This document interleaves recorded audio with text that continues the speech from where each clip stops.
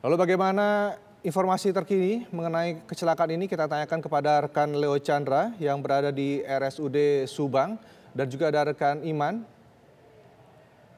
dan juga ada rekan Agung yang saat ini berada di lokasi. Pertama kita ke Leo Chandra terlebih dahulu.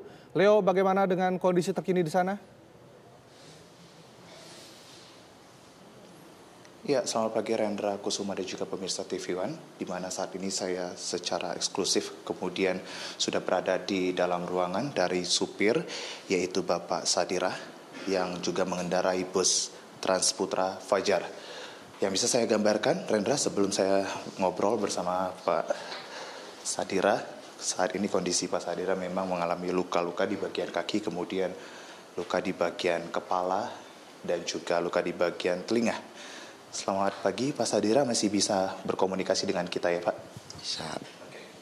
Pak Sadirah, kita berbicara terkait dengan kronologi kejadian pada saat Bapak kemudian mengendarakan bus ini seperti apa Pak? Ya. Pada saat bis itu emang saya mulai dari Depok kan kemarin tuh hari Jumat ya. Hari Jumat saya langsung menuju ke alun-alun Bandung. Dari alun-alun Bandung langsung nginep di Ciamplas. Itu kan bis masih normal-normal aja, masih biasa gitu kan. Masih terkendali lah. Sampai Ciamplas besok paginya kan rencana tujuan kembali ke Depok. Tapi emang ada acara makan siang di Kurnia Jatim. Dari Kurnia Jatim langsung ke Tangkuban Perahu. Nah di Tangkuban Perahu saya sudah terasa tuh di atas. Apa Pak yang dirasakan? Rem dalam gitu. Rem dalam, jadi saya terpaksa mencari inisiatif, teleponlah montir dari rest area CM7. Nah dikirimlah montir untuk menyetar rem agar stabil kembali kan gitu.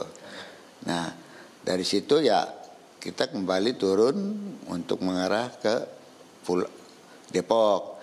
Tapi mengarah ke Depok itu pada saat montir datang Pak, sudah itu Bapak juga ikut memastikan bahwasannya kondisi rem pada saat itu juga sudah aman. Nah, kan udah setel kan. Montir pun ya sudah saya injek ya aman. Kalau emang itu emang udah ada kendala ya mungkin dari situ kan tahu sendiri Tangkuban Perahu kan turunnya kan lebih curam kan. Nah situ masih terkendali, masih aman gitu. Sampai turunan MN pun masih aman gitu. Nah, akhirnya kemudian mampir ke rumah makan Bang Jun sebelum teater. Nah dari teater, setelah rumah makan teater saya memperbaiki rem itu lagi, yang ngecek rem lagi kan, takut ada kendala. Nanti bisa dipastikan ada kendala lagi Pak setelah melakukan turunan itu tadi Pak dari atas ya seperti itu?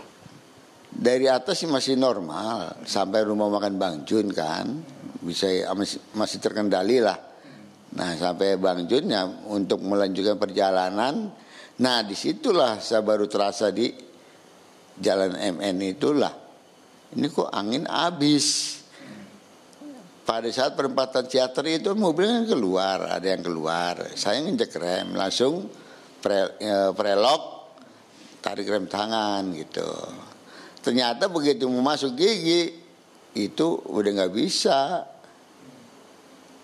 karena posisi rem masih diinjak, mau masuk gigi itu udah nggak bisa. Saya lihat anginnya habis. Langkah itu waduh, saya bilang ke penumpang ya kan, waduh Pak ini remnya habis gimana Pak, tolong Pak pegangan ya kan. Penumpangnya itu apakah guru atau penumpangnya di dalam posisi tidak terlihat. Cuman penumpang kan karena dilihat mobil udah mulai oleng dia teriak gitu.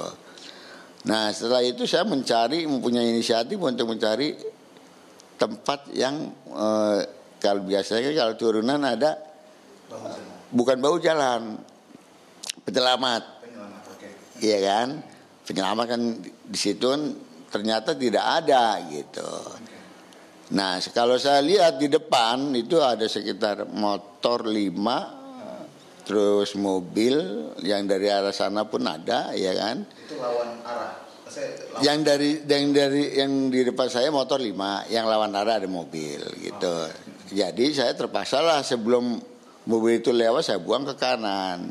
Nah ternyata di kanan ada motor satu gitu. Karena saya lihat ada tiang listrik. Kalau nggak ada tiang listrik itu mobil masih jalan terus. Masih menurun. Gitu. Jadi saya mengambil inisiatif agar mobil ini berhenti. Ini kalau masih menurun otomatis kan di sana masih banyak mobil kan. Apalagi yang keluar dari De Castello banyak. Lebih baik saya antisipasi ya buang ke tiang listrik. Saya buang ke kanan, tahu-tahu mobil itu terbalik gitu. Pada saat mobil terbalik itu Pak, apa yang Bapak lakukan? Apakah ada upaya juga menyelamatkan diri atau? Menyelamatkan. Saya diselamatkan paling akhir. Karena posisi kaki saya kegencet setir.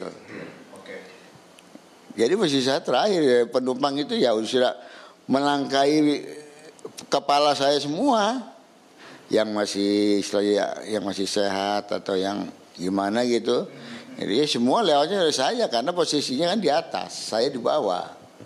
Pintu kaca yang terbukanya di depan saya gitu.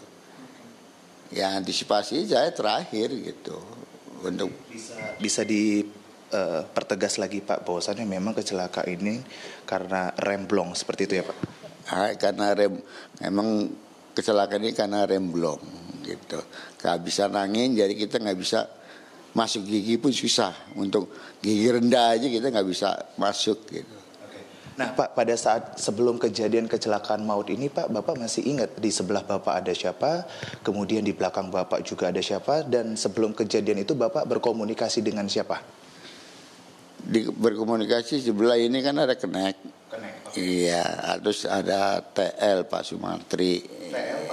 Iya, saya bilang, Pak ini rem angin nih blong. Waduh Pak, gimana Pak? Tolong Pak gitu kan dia bilang. Ya gimana gitu. Sudah diketahui oleh Kenek dan juga TL atas nama Sumantri. Iya. Oke. Kemudian Pak, masih ingat lagi Pak, kira-kira ada siapa yang kemudian Bapak ajak komunikasi? Kalau untuk penumpang itu kan semua di belakang karena posisi mobil kan disekat. Jadi tidak terdengar, dia hanya melihat pada saat mobil oleng aja. Gitu. Nah, pada saat mobil oleng kemudian siswa-siswa ini juga teriak begitu. Dan apakah Bapak juga mendapatkan arahan ataupun input dari Kernek ataupun TL dari reaksi dari siswa? Reaksi dari TL dan Kernek ya dia hanya bisa menjerit Pak. Untuk mengantisipasi hanya bisa supir yang bisa mengendalikan. Dan langkah yang Bapak ambil? Langkah yang saya ambil ya itu satu. Kalau saya terusin jalan bernikung-nikung, otomatis habislah semua mobil yang di depan. Beberapa puluh gitu kan. Lebih baik saya ambil ke kanan gitu. Ternyata tahu begitu saya ambil ke kanan menghindari motor yang di sampingnya, itu motor sebelah kanan ada. Dan motor tersebut Bapak lihat posisinya sudah terjepit di bus seperti itu Pak? Motor tersebut tidak terjepit, tapi dia mental. Saya lihat mental, tapi setelah itu saya nggak tahu lagi karena posisi saya sudah sudah terjepit. Kemudian Pak, pada saat langkah yang Bapak ambil itu, apakah Bapak juga sudah kemudian komunikasi ke Kernek ataupun TL untuk kemudian nanti Kerneknya menyampaikan ke ini? Saya dari begitu kejadian tidak ada yang menolong Pak. Sampai antisipasi terakhir para polisi aparat datang baru bisa dikendalikan. Saya baru bisa ditarik gitu. Nah, pada saat di lokasi Pak, izin sekali lagi, apakah juga pihak kepolisian atau warga setempat yang juga menyelamatkan ada sempat komunikasi juga Pak? Ya pada saat kejadian di TKP ya warga semua membantu saya dan pihak kepolisian juga ada. Setelah itu ya saya ada beberapa menit gitu kan langsung dibawa ke ambulan, ya udah nggak tahu dibawanya kemana. Pak Sadira, sekali lagi terima kasih untuk penjelasannya, informasinya juga.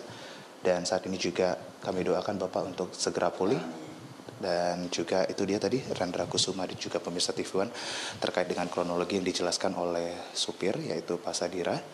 Dan tadi juga sudah dijelaskan juga terkait dengan kronologi, dan sebelumnya juga Pak Sadira sempat melakukan komunikasi dengan TL dan juga Kernek di wilayah bus seperti itu. Kembali ke Anda Rendra di studio.